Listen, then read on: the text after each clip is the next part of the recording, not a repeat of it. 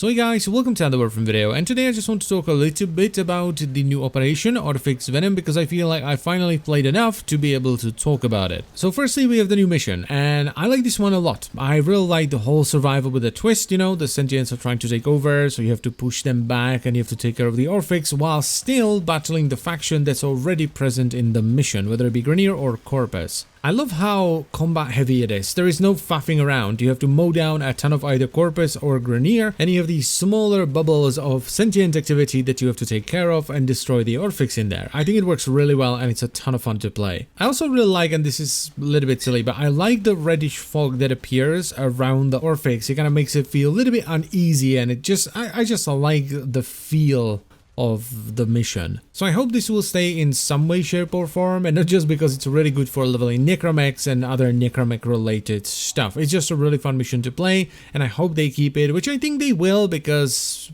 well, how else would you get Lavos, right? This would be a perfect mission to just keep in there so you can get Lavos and Sedo and all that. Now, another thing that I really love about this, and I think it's about time that it happened, honestly, is the reward structure. The reward structure is different, and it's sort of new school MMO-ish style. So if you haven't played it, the way it works is as you're playing the mission, there is a rotation system in place, just like any other endless mission. And you can get a lot of the rewards, like Lavos and Sedo stuff, as a reward. And this is why I think it will stay in some way, shape or form, and it will be the primary way of getting Lavos and Sedo. But it's not the only way to get these items, because as you play these missions, you accumulate score, and you accumulate it faster based on the difficulty of the mission and how long you stay in it. And based on this score, you get mission currency that you can then take to father in the Necralisk and buy stuff with it. So essentially pity coins, right? Something to be like, hey, you know, you did a thing, here is a reward. But that's good. Pity coins are great. There's a reason why essentially every new school MMO and a lot of games nowadays use it. It means that no matter how unlucky you are, you will eventually get the things you want as long as you are persistent. It's basically RNG protection, right? So you can't get grossly unlucky, which never feels good, because, you know, we've all had that thing that would not drop for us. I specifically remember to this day farming Split Chamber because it took me months, like 5 or 6 years ago, because it would just not drop for me. And I remember it to this day being extremely frustrating, and it happened like 6 years ago. That's how annoyed I was while farming Split Chamber. I think this kind of reward structure just fits into Warframe really well,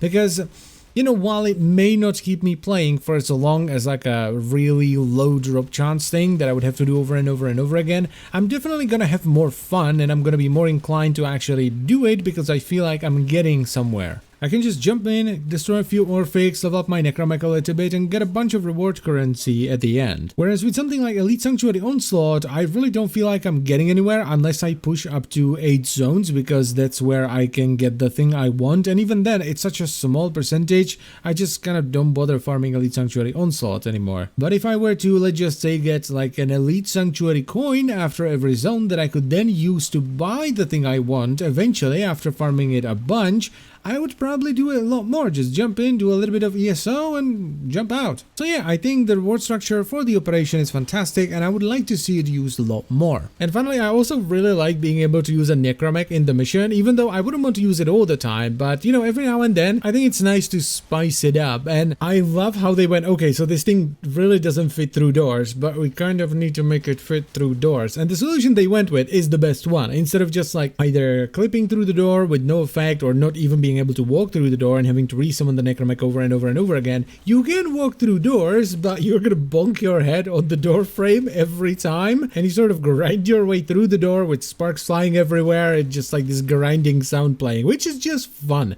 Right? They didn't have to do any of this. They could have done a ton of different stuff, you know, deal with this in many different ways, but they chose the funniest one, and I really appreciate that. And so far, I haven't seen anything too terribly game-breaking in this game mode, unlike with Scarlet Spear, where Limbo would just cheese the entire thing, though Fluctus makes it quite a bit easier because of the infinite punch-through, so you can destroy the resonators through walls, but other than that, I haven't really seen anything that would, you know, make this too dull. And as a result, I've enjoyed pretty much every mission that I jumped into. So all in all, a well-structured mission with fun gameplay, good rewards, and good reward structure.